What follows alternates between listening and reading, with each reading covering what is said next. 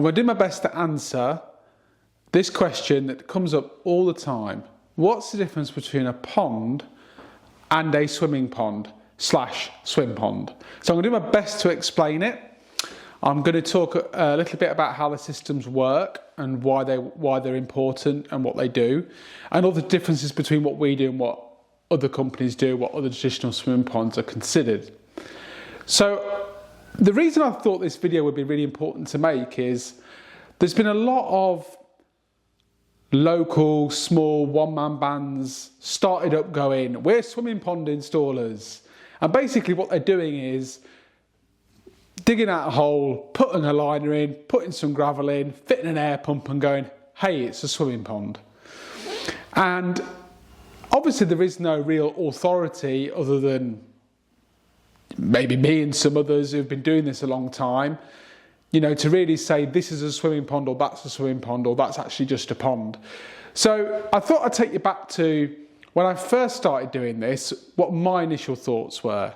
So about 10 years ago now, I would have said probably a bit longer than that, when I started building swimming ponds, I said to myself, what's the difference between a pond and a swimming pond? So there's a few key differences. One of the key differences is a swimming pond is normally larger than an ornamental pond because obviously it's got to be practical to swim in, okay? So that's one big difference. The second one is there might be some things about that swimming pond which just separates it from a normal pond. For example, you might have a set of ladders to get in and out of the pond.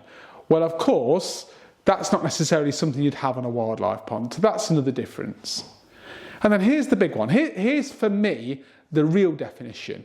What's the difference between a swimming pool, let's say, and just a bowl of water, you know? And the thing is with a swimming pool is you can keep going back to it, you can keep swimming in it because it's safe to swim in. So when we talked about a pond and a swimming pond, to me one of the big differences is a swimming pond is safe to swim in. Now, there's going to be a lifestyle change for anybody that ends up having a swimming pond in their back garden. And they're going to be using it regular. They might be inviting friends around to use it. So it might be used by multiple different people. Well, what stops it from being just a normal pond and then what makes it into a safe swimming pond? So that's the big thing for me. So it has to be safe to swim in. So what do I mean by safe to swim in? Well, in a normal ornamental pond,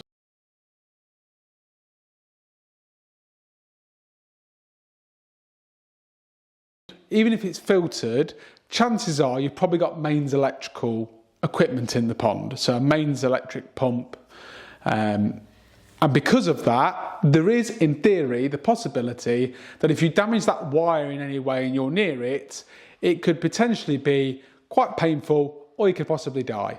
And believe it or not, people aren't so keen on that. So that isn't going to be great for a swimming pond. So that's one key difference. The other thing is, it's also, when we build swimming ponds, we think a lot about how people get in and out, smaller zones, a jumping zone. There's lots of different swimming pool, if you like, things that make it different to what a normal pond is. Okay, so hopefully now I've established the difference between what just a pond is and a swimming pond. And here's something else I get asked, is can I have it as a clay lined? Do I have to have a rubber lining? Well, in my opinion, yes, it has to be rubber lined. This is why. We want to contain the water. That's really important. So that way we can contain it, we can treat it, we can keep it safe. We can keep it clear. We can reduce the amount of blanket weed long term. The trouble is with clay lined is you're forever knocking up clay. So it's always a kind of grey colour anyway. And because you've got water getting in and out of it really easy, it's actually really difficult to make that safe. So for me, unless it's an absolutely huge lake, it's going to be really difficult to guarantee that you won't get ill swimming in it, basically. So that's why I recommend lining and fitting filtration in UV. So now I've clarified, for me, what the difference between a pond and a swimming pond. What's the difference with all these different types of swimming ponds? So you'd notice that they're sometimes called swimming ponds, natural swimming pools, swim ponds. Now, swim ponds was a term, I believe, coined by Awaza. And when I first heard of the idea 20 years ago, that's the first way I heard of it. They were called swim ponds. And when I started building them, I asked Awaza if it was okay that I would call them swim ponds. And initially we called them swim ponds. I believe we were the only company that called them swim ponds. But actually what I found is everyone just knows them as swimming ponds. So we've just kind of gone along with that terminology because it doesn't really matter what they're called. It's just what people define them as. So in a swimming pond world, I would probably say there's probably about 4 or 5 different ways that they're built. I'd say a lot of them are similar, and then ours is slightly different. But here's one key thing that I hear a lot. So one of the things that we say as a company is our system doesn't rely on the plants. And what we normally get back in return is, are you saying that your pond doesn't use plants to filter the water? Now here's something really important. There's no swimming pond that use plants to filter the water. They technically don't do that. What plants do is they help take nitrate and phosphate out of the water if pH is stable, which is a totally different issue. So let's just say, for example, you've got one of these ponds. So what is it that's filtering the water? Well, actually, all swimming ponds have filters. All of them do. So that's a little known fact. So the way that everyone else builds them is a gravel bed system. That's what they've got. They've got a gravel bed system in the pond. So the real difference between what we're doing and what everyone else is doing is our filtration is external. Their filtration is internal. Now, I understand some people out there might go, well, actually, I like the sound of it being internal. Everything's in one place. It's all in the pond. I don't have to worry about anything. And most part of that is true.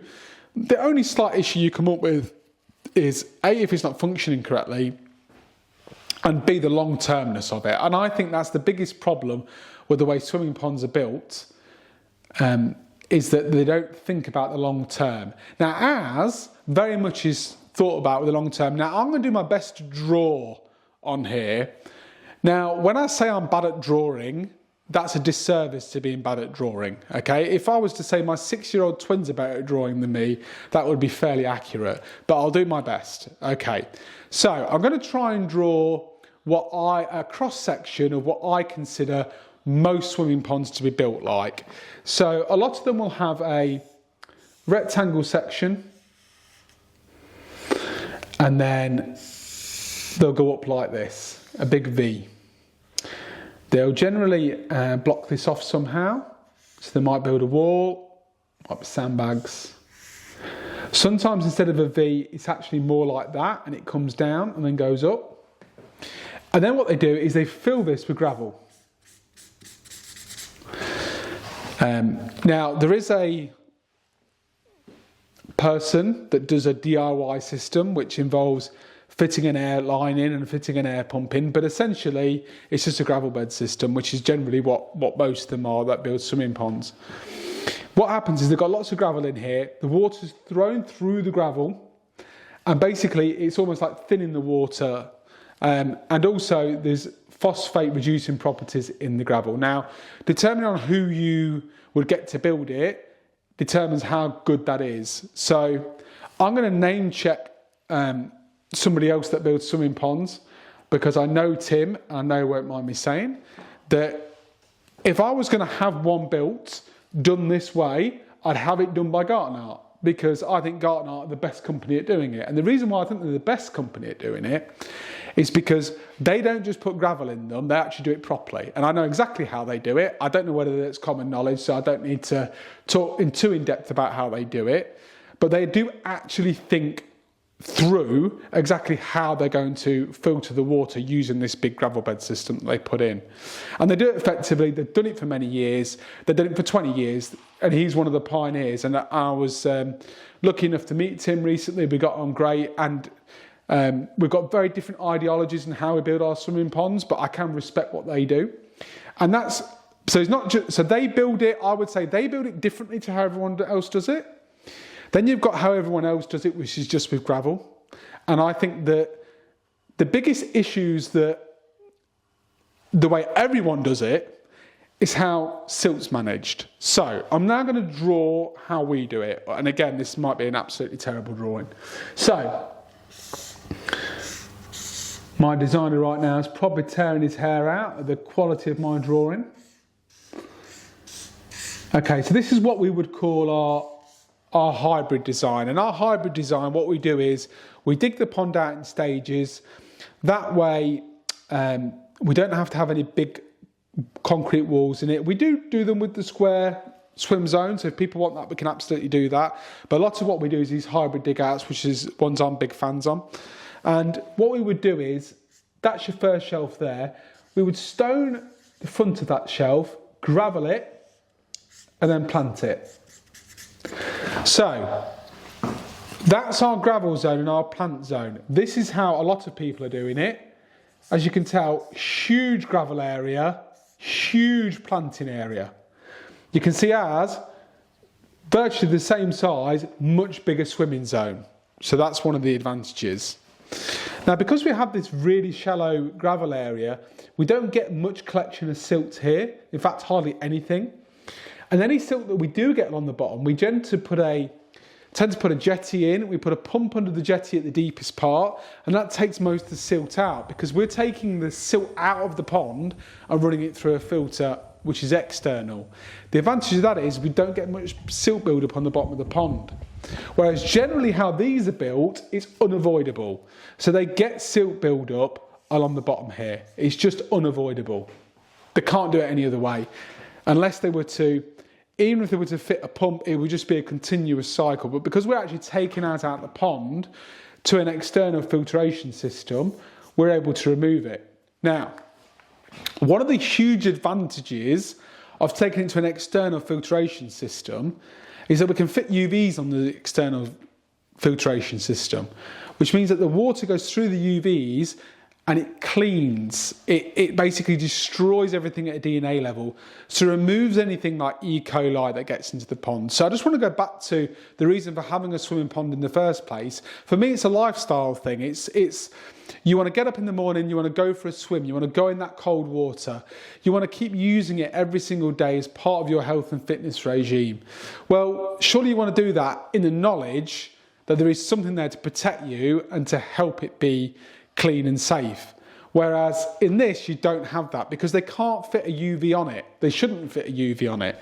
Because if they fit a UV on it, what would happen is it would actually destroy all this good bacteria as well as the bad bacteria that sits in the gravel that's needed to do the nitrogen cycle. Well, all ours happens in the filter, which means we can put a UV on the outside of it. So that's one of the great advantages of how we do our system.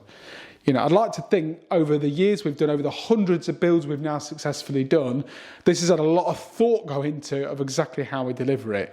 The pumps that are inside the pond, they're 12 volt, so they're safe. So if you was to damage the wire near it, you'd be fine, which is obviously, again, people are pleased to hear that. And I am sorry about how terrible my drawings are, but hopefully that kind of explains what we do as a company. Now, we do things a lot more technical than this. So believe me, I don't get involved in the technical drawings. Phasing, my design team, does that. But I just thought it was probably the best way of me trying to get my point across of how good our system is. Now, what are the downfalls to how we do it compared to this? Because I'm not going to pretend like everything we do is amazing. There's not something. We probably use a little bit more electricity, a little bit more equipment on it. In particular, the UVs will use quite a bit of electricity. But I kind of see that as paying for the electricity of the UVs is paying for the safety of the pond. So that's just like buying chlorine for a swimming pool, for example. That's basically what it is. So for me, it's a worthy investment. So when people talk about traditional built swimming ponds, they have a filter. So that's a really important point. It's just an external filter. It's an internal filtration system. It's happening inside the pond. The difference with ours is it happens externally. What it means is our plant beds can be as big or as small as we like, but what we can do is have the biggest swimming area possible per square foot. We don't have to limit it because of the size of the pond. That's one of the really great advantages of how we do our projects. So hopefully I've explained really well what the difference is between a pond and a swimming pond, and hopefully I've explained in full the difference of our system and the other systems that are out there. So thank you very much for getting this far, listening to the video, and hopefully it's been of some value. I'm Michael Wheat from Ponds by Michael Wheat.